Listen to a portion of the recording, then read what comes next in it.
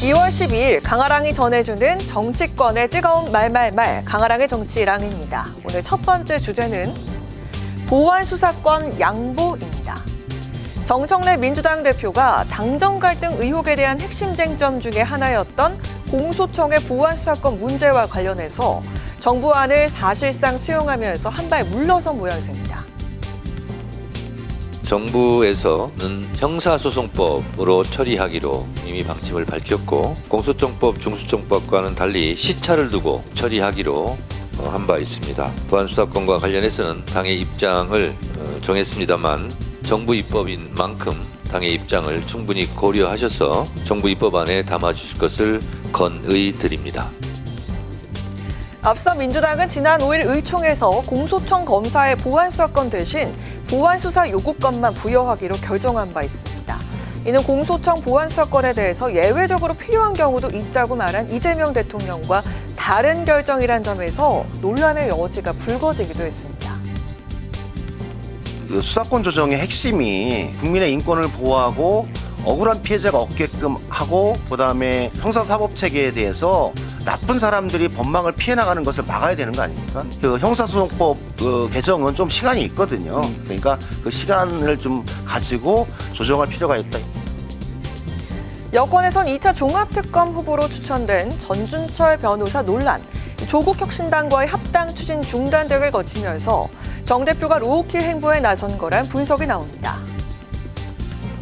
좀 반영해 주기를 건의한다라고 조금은 더 완화된 표현을 좀 쓰셨기 때문에 아마 그래서 이제 톤이 낮아진 거 아니냐는 어떤 정부 입법이니까 정부에서 결정한 것이라고 한다면 당대표 입장에서는 뭐 결정권을 가진 분처럼 얘기하는 것보다 건의하는 방식의 말씀을 하시는 것이 더 타당하다는 생각은 듭니다.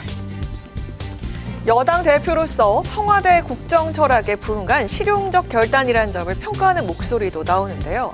사법체계 효율성을 높이고 억울한 범죄 피해자가 생기지 않도록 하는 합리적인 입법안이 마련되길 바라겠습니다. 자, 이어서 오늘 두 번째 주제는 윤리위 대전입니다.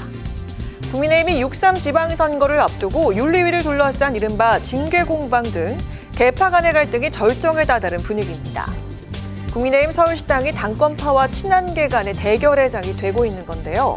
앞서 한동훈 전 대표와 김종혁 전 최고위원의 제명에 이어서 윤리위가 친한계 배현진 의원에 대한 징계 논의에도 착수한 상황입니다.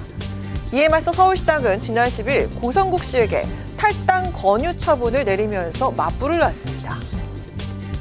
서로 정치 보복하는 거거든요. 신한이라고 해서 숙청하고 그리고 또 한편에서는 뭐 보수 극우 유튜버라고 해서 이렇게 하고 국민들이 볼 때는 저 집안은 저렇게 지금 다 망해가는데 또 서로 싸우기나 한다. 숙청 정치나 한다라고 비판받는 거 아닙니까? 국민의힘에서 윤리위원회가 생긴 지 얼마 안 됐지 않습니까? 이런 징계안들이 그간 이제 나왔던 것들이 계속 쌓여 있다가 이제 조금씩 드러나는 것 같은데 각각 개별에 의한 그냥 제소기 때문에 개파 갈등 아니면 뭐 지도부에 의한 뭐 찍어내기 이렇게 전혀 생각하지 않으시면 좋겠어요. 배현진 의원은 한 전 대표 제명에 반대하는 서울 지역 당협위원장 21명의 성명서를 서울시당 전체 공식 입장인 것처럼 알렸다는 이유로 제소됐는데요. 이에 윤리위가 지난 6일 징계 심의에 들어갔습니다. 윤리위가 당원권 정지 이상의 중징계를 의결할 경우 배 의원의 서울시당 위원장 직무는 정지됩니다. 이 경우 지방선거 전 서울 지역 공천 과정에서 친한계 영향력이 사실상 차단되는 셈입니다.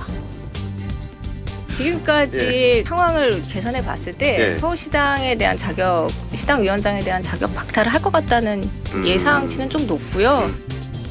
당원권 정지도 중징계라고 보거든요. 왜냐하면 그렇죠. 그 기간 동안에 권한을 행사할 수가 없기 때문에 3개월 이상만 나오더라도 시당위원장 할 수 없는 거고.